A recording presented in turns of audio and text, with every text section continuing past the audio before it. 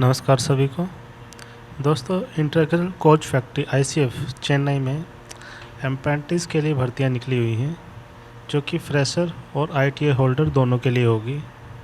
जिसमें ट्रेड्स की बात करें तो यहाँ आप देख सकते हैं carpenter, fitter, welder, machinist, electrician, painter, machinist, programming and system admin assistant and radiology and pathology, इन सभी के पद पर अप्रेंटिस की भर्तियां निकाली हुई है आईसीएफ में।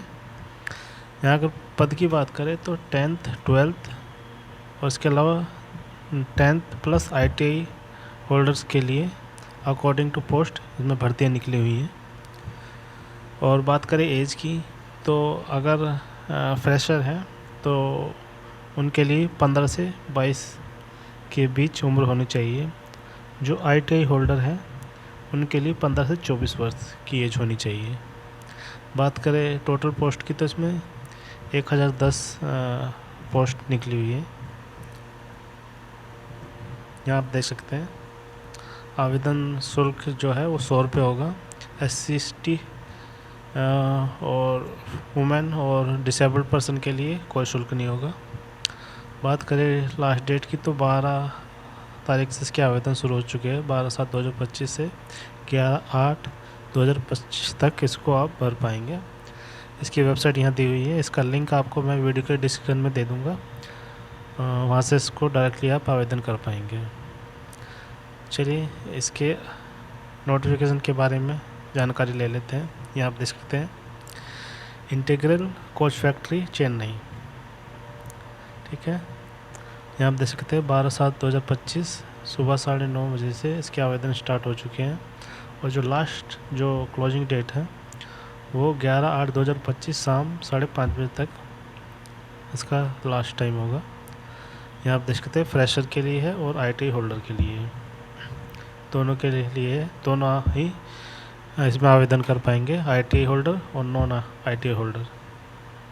यहाँ पर ट्रेड देख सकते हैं जिनमें ट्रेड के लिए आपको अप्लाई करना है। साथ ही साथ इसमें रेडियोलॉजी पैथोलॉजी के लिए भी अप्लाई कर सकते हैं।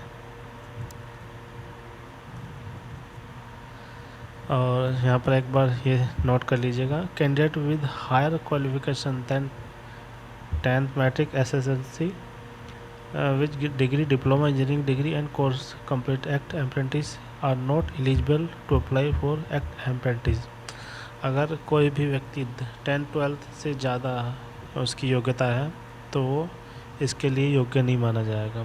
यानी कि आपके पास 10th या 12th होना चाहिए। 10th के साथ आपका आईटीआई होल्डर चलेंगे और 10th चलेगी और 12th चलेगा इसमें। बस अगर इससे ज़्यादा अगर किसी क्वालिफिकेशन है उसको डिस्क्वालीफाई माना जाएगा। This will not be employed. तो यहाँ पर आप देख सकते हैं कि ये सिर्फ एक अप्रेंटिस के तौर पर ट्रेनिंग के तौर पर आपको ट्रेनिंग दी जाएगी। इसी में किसी भी तरीके का इसमें एम्प्लॉयमेंट नहीं दिया जाएगा रेलवे की तरफ से।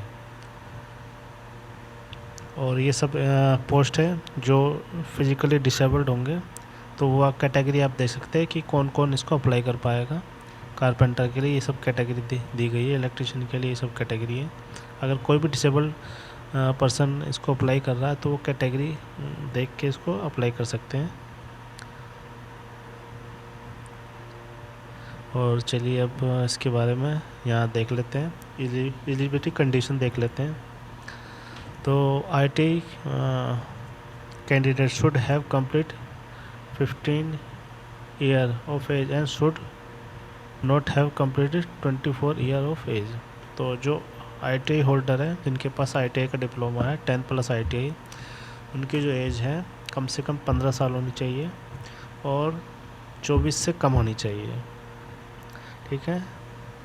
और नॉन आईटीआई कैंडिडेट जिनके पास आईटीआई का डिप्लोमा नहीं है, जो 10th पास है, उनके लिए जो 12th है और 10th है नॉन आईटीआई, उनके लिए 15 से 22 वर्ष एज होनी चाहिए। यानी कि 15 कम से कम और 22 वर्ष से नीचे होनी चाहिए।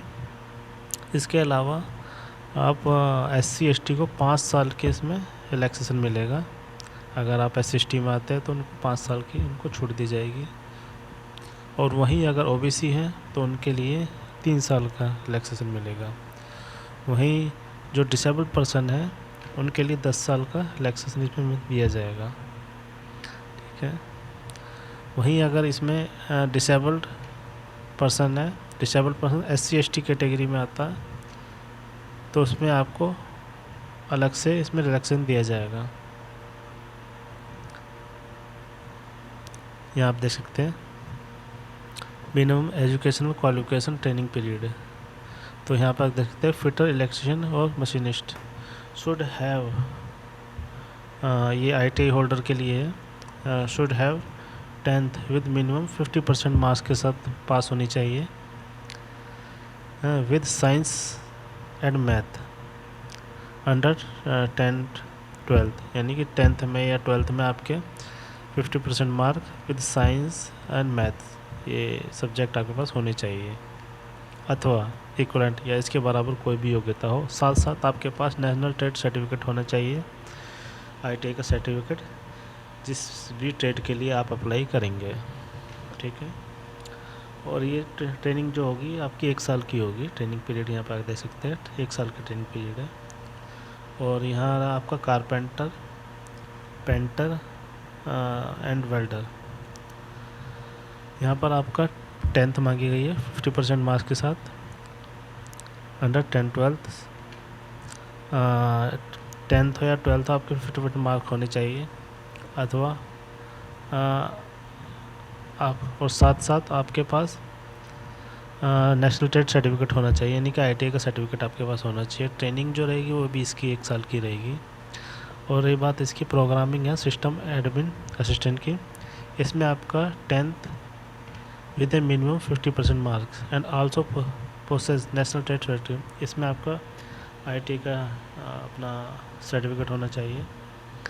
इंफॉर्मेशन टेक्नोलॉजी, या फिर आपके पास computer operator and programming assistant, या फिर डेटाबेस सिस्टम असिस्टेंट, या सॉफ्टवेयर टेस्टिंग असिस्टेंट, इनमें से कोई भी आपके पास सर्टिफिकेट होना चाहिए ITI का इसके लिए अप्लाई करने के लिए।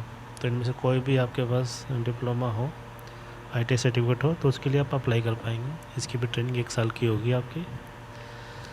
चलिए बात करते हैं फ्रेशर की। तो फ्रेशर में आप देख सकते हैं फिटर, इलेक्ट्रिशियन एंड मशीनिस्ट के लिए should have pass 10th with minimum 50% aggregate, यानी कि टोटल 50% मार्क आपके पास होने चाहिए। Science math under 10th 12th किसी भी क्लास में 10th 12th इसमें 50% मार्क के साथ आपके पास पास होनी चाहिए। कम से कम 10th होनी चाहिए, और आपके पास अगर 12th की है तो उसमें साइंस और मैथ होनी चाहिए। इसमें जो फ्रेशर होंगे उनके लिए 2 साल की ट्रेनिंग होगी। और यहाँ पर आप कारपेंटर एंड पेंटर दोनों के लिए है, इसमें should have 10th with minimum 50% mark aggregate, यानी टोटल 50% मार्क आपके होने चाहिए। हाँ, 10th या 12th में 2 साल की इसमें भी ट्रेनिंग होगी। वेल्डर की बात करें तो इसमें भी आपका 10th 12th सेम कंडीशन है। इसमें आपका 1 साल 3 महीने की ट्रेनिंग दी गई है वेल्डर में। अब बात करें अब MLT की, जिसमें रेडियोलॉजी एंड पैथोलॉजी है, should have pass 12th examination, इसमें आपका 12th पास मांगी गई है, विद फिज़िक्स केमिस्ट्री मैथ, यानी कि आपको साइंस साइड से आपके पास होनी चाहिए, जिसमें आपके 3 सब्जेक्ट कंपलसरी है, फिज़िक्स केमिस्ट्री बायोलॉजी, ये आपके पास क्लियर होना चाहिए।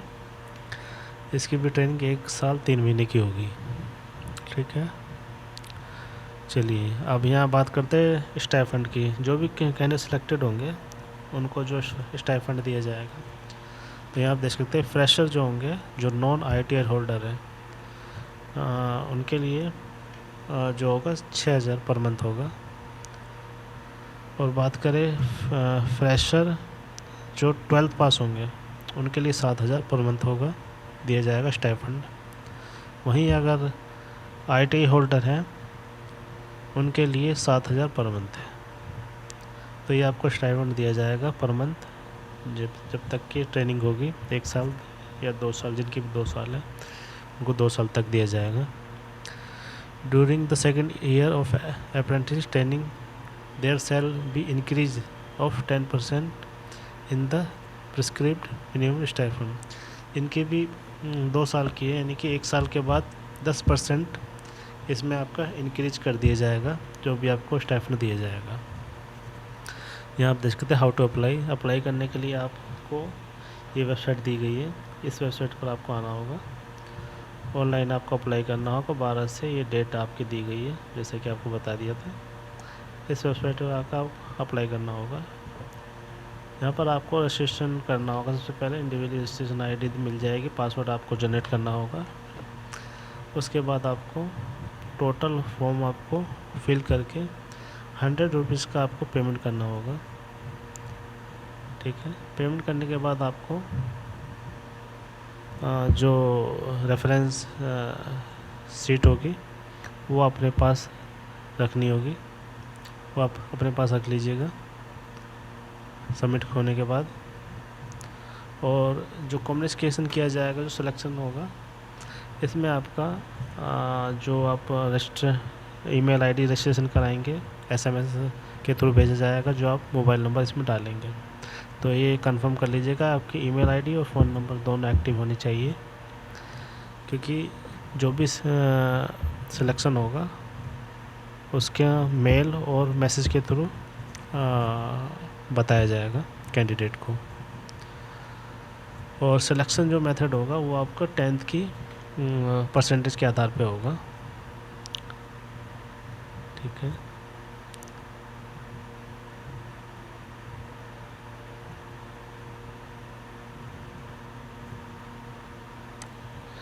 चलिए आपको वेबसाइट के बारे में मैं बता देता हूँ। सबसे पहले आपको इस वेबसाइट पर आ जाना होगा। इस वेबसाइट पर आपको आना होगा। यहाँ पर आपको अप्लाई करना होगा, फिल द ऑनलाइन एप्लीकेशन।